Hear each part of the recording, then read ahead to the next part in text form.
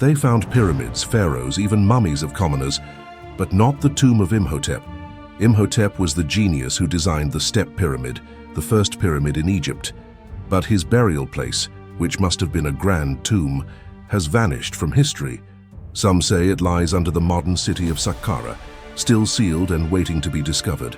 Others believe it was destroyed centuries ago to erase any trace of Imhotep's cult.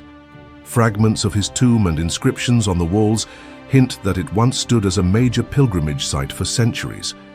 People traveled from all over Egypt to pay their respects to Imhotep, the architect of the pyramids. Imagine what secrets it would reveal if it was found. His actual mummy, along with untold riches and artifacts from Egypt's first pyramid age.